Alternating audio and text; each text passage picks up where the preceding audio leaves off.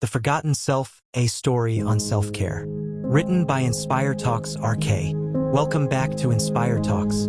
Today's story isn't about love, success, or ambition. It's about something quieter, something we forget far too often. It's about you, about the way you care for everyone but never for yourself, about the way you smile for the world while your soul whispers for rest.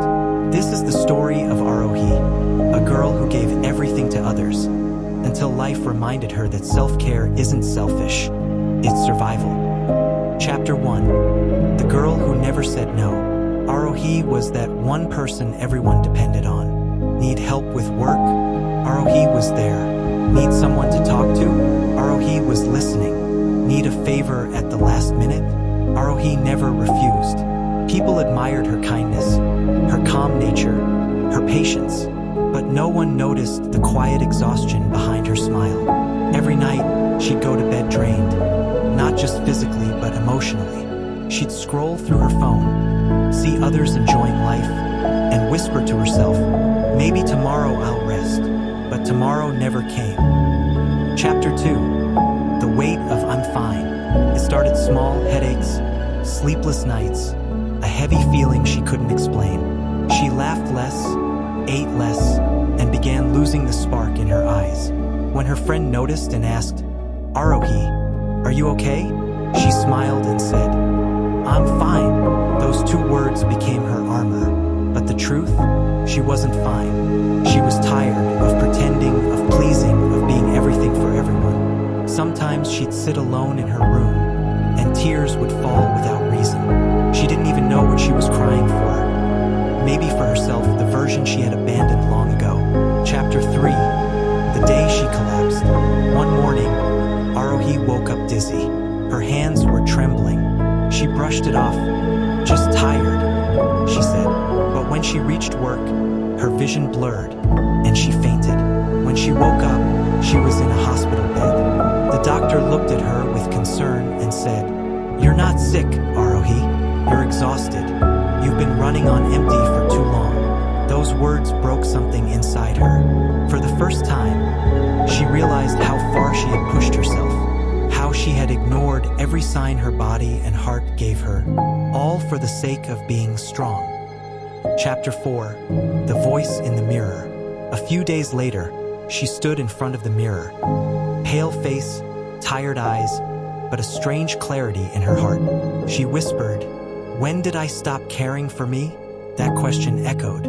She remembered how she once loved music, how she painted when she was sad, how she loved long walks under the evening sky.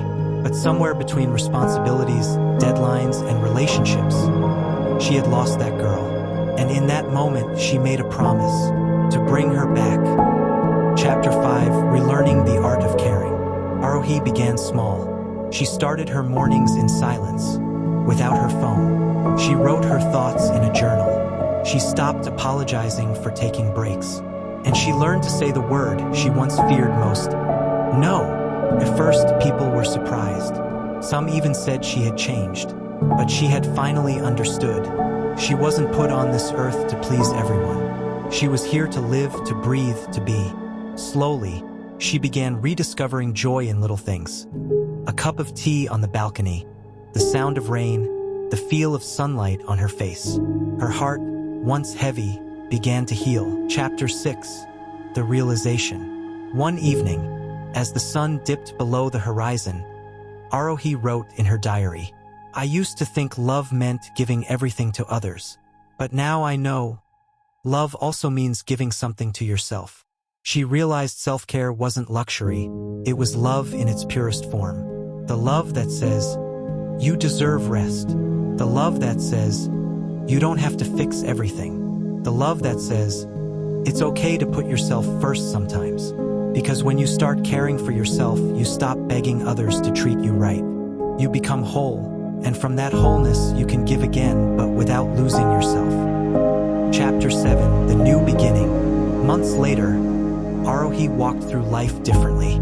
She didn't rush anymore. She didn't say yes when her heart said no. And she didn't let guilt control her peace. She smiled not because she had to, but because she felt light again. When a friend asked, "You look different," stopped waiting for others to care for me. I started doing it myself. Moral: the power of self-care. In a world that glorifies exhaustion, self-care is rebellion. Taking care of yourself doesn't mean you're selfish. It means you finally understand your worth. You can't pour from an empty cup. You can't heal others while you're bleeding. And you can't be strong if you never rest. So pause, breathe, say no, walk away from noise, sleep when you're tired, cry when it hurts, smile only when you mean it, because you deserve the same love you keep giving to others. Remember, the world doesn't fall apart when you rest, but you might fall apart if you don't. This is Inspire Talks, and this was the story of Arohi, a girl who learned that caring for others is beautiful, but caring for yourself is powerful. If this story touched your heart, then let your finger do one small thing. Hit that like button. And if you want to walk with me in more such journeys, then subscribe. Our next story might just find you before you find it. Thanks for watching. Love you. Bye bye.